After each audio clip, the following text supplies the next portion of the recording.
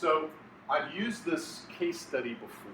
So Miriam, you've probably heard this one before. You've been to all my breakfast breakfasts. I'll cover it quickly. If I go too quickly, ask me questions, stop me along the way. But this illustrates not only the power of the family limited liability company in this particular fact pattern, but it also illustrates the power of valuation discounting and what we can do before the end of the year or maybe the first quarter of next year to take advantage of these rules while they still exist, and then what the pitfalls are going to be going forward. So Harry's 62, Wilma's 58. It's their second marriage. Each of them has a kid from a prior marriage, and then they have one kid together. The kid they have together is Mark. He's a minor, which kind of didn't make sense to me because they're 62 and 58. Maybe they adopted him. I don't know. I didn't think about that when I was drafting. Or Wilma's fertile. And they haven't used any of their gift tax exemption or their estate tax exemption. Harry owns ABC Corp. It's an S Corp. That has a fair market value today. We went out and got an appraisal of the business itself at $20 million. It's got great cash flow. It's throwing off at least $1 million a year in cash. We have clients like this. Government contractors, service companies, retail businesses, whatever.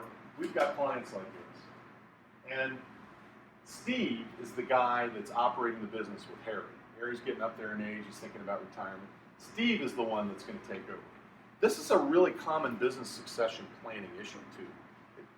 So this is wrapping in business succession planning, tax planning, estate planning.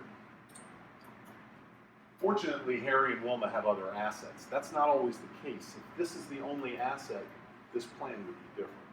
Okay? So if they're fully invested and all they have is their business asset, they've got to be careful. Don't use this plan as a template. So Harry wants to ensure that Steve gets the business. He wants to control when Steve gets the business, but he wants to treat the other two kids fairly.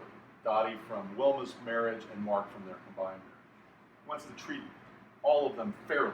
Does fairly mean equally? Remember the earlier session we had? No, it doesn't mean equally. Steve's pouring his sweat and blood in this. He's probably only getting paid like $40 grand a year to run, help run the business because the father's involved in taking all the money out of the business. That's why I didn't go into it. But he also wants to provide for Wilma, and he wants to save on taxes. So what does he do? Here's the plan. We're going to take ABC Corp, which is an S Corp. We're going to convert it into an LLC. I'll tell you why in a second. But we'll elect to be taxed as an S Corp. So we're not changing its tax structure, we're changing its corporate structure. We're going to create 3 trusts, one for each of Steve, Dottie, and Mark. And then we're going to sell the non-voting units. We're going to recapitalize the entity, the non-voting and voting stock or units. We're going to sell the non-voting units to Steve's trust in exchange for a promissory note. It's an intentionally defective grantor trust. Steve is not the trustee of it. So reorganizing the escrow. Why an LLC? And we're using this, by the way, in private equity transactions. We have 3 M&A transactions going on right now, and we're using the structure to allow for the private equity firm to acquire our client and allow my client to roll over some of the equity into the new company. So we use this structure not just in estate planning, we use it in acquisitions. It's a very common structure. But this transaction is permissible under the tax laws. I won't get into all the details as to why, but why convert it into an LLC? Does anybody have any thoughts on that? Why that might make sense? Corporate stock is freely transferable under the Uniform Commercial Code in almost all 50 states in the District of Columbia. So corporation stock has much more flexibility to transfer, which means that a creditor can get access to shares of stock in a corporation much easier than they can get access to an LLC. In an LLC, even if you foreclose on somebody's membership units in the LLC, they're not going to be able to pierce through and get access to the LLC assets. They're not going to be able to do it. Hello. I thought somebody was behind me, but it's just the ice machine. Did you unplug it? Okay, well, it's talking to us. So it's more difficult to get access to an LLC and its assets than it is for a creditor to get access to the stock of a corporation. That's why this is a good asset protection plan as well. So then I create 3 trusts, one each for Steve, Dottie, and Mark. I'm going to put assets into each of those 3 trusts. This is the difficulty in this plan. I have to have other assets to be able to put into these trusts. And I'm going to use some of my gift tax exemption to do that. In Steve's trust, I'm going to use the assets to help me pay for the stock that Steve's trust is going to buy. In Dottie and Mark's trust, I'm going to buy life insurance. And I'm going to put in enough money that I can buy an insurance policy that's going to at least replace the amount of wealth that Steve is acquiring today. And maybe I'll buy a index universal life policy that allows, or a combination of universal life and term, that allows the death benefit to grow over time. Depends on what we're really looking to do. So as team members, we're going to consult with our insurance experts, we're going to consult with our estate planner, we're going to consult with our CPA, and we're going to sit around the table and figure out what the best plan for this is. There's no cookie cutter approach. Never assume that there's a cookie cutter approach. It really is personal. Depends on what they want to provide to Dottie and Mark. But this is what we're going to do here. Not without too much detail. We're going to put a seed gift into Steve's trust. And we're going to put $1.2 million into Steve's trust to seed that purchase. The company's worth $20 million. So how do we do this? Well, if I sold all the non-voting units to Steve's trust, and I'm Harry, I still control the company even though I only have 10 voting units. And I can still pay myself a salary every year in whatever amount I want to pay. I can still bonus out, I can bonus out all the income to myself and Steve gets nothing.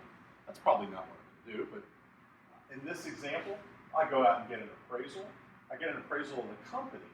Told me it was worth $20 million, but the appraisal of the units that I'm transferring attracts a 40% discount because it's unmarketable and it's not a controlling interest, it's non-voting stock.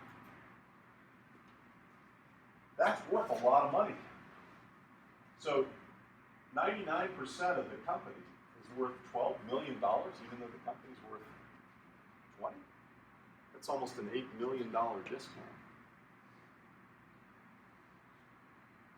I'm going to lose that after December 31st. $8 million discount is worth $3,200,000 to my client. So if you have clients who have anything remotely similar to this, they need to be considering estate planning immediately.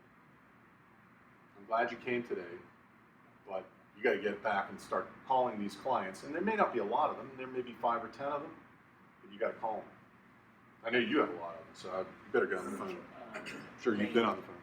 Wayne, you mentioned that you're using this within private equity transactions, so sale to a third party. You're also talking about sales from insider here.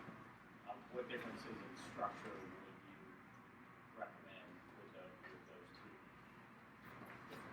Well, what differences in structure would I recommend in the sale to a private equity firm versus insiders? Well, insiders, I can do what I want. Private equity firms, I can't. Because I'm going to end up acquiring most likely a minority interest in the private equity firm after I sell the rest of the business. So if I sell 80% or 75% of the business and I keep 20 or 25%, I'm now a minority owner in a private equity controlled business. They're going to tell me what's going to happen. There's some things we may be able to negotiate, some protections. So I'm working on a transaction right now where we've actually negotiated a put for the private equity in the private equity transaction where the minority owner, after 7 years, as long as certain criteria are met, that's the key, will have the ability to sell their shares back to the entity if the company hasn't already been sold. That's a valuable right. That took a lot of negotiation, and the private equity firm really wants this company, and it's a big company. But it's not always the case in a $20 million transaction. You'll see that. But with insiders, you just have to be careful that you're not doing anything that's going to run afoul of 2704 or any of the other rules that would cause the asset to be dragged back into the estate. So you want to build certain formalities, like in the trust, you cannot, as the grantor, serve as a trustee, period, ever. Because then you would have a prohibited power under Section 2036 of the Internal Revenue Code, and that would cause the entire value of the trust to be dragged back into your estate. What these valuation rules now do, and I'll skip ahead in a second to what they're doing. What they're doing is they're saying no more valuation discounts for transfers of entities that are controlled by family members. Transfers to other family members. Even transfers to independent third parties may be covered by this. Doesn't make any sense. It's so broad. But what they're going after is this. They're going after the huge discounts that we're claiming on these transactions. And this is the way they're going to do it. You're saying, why are they doing it now in regulations when these rules have been around since 1990? It's 26 years later. And the answer is because they can. The administration has tried to do it for the last 7 budget years.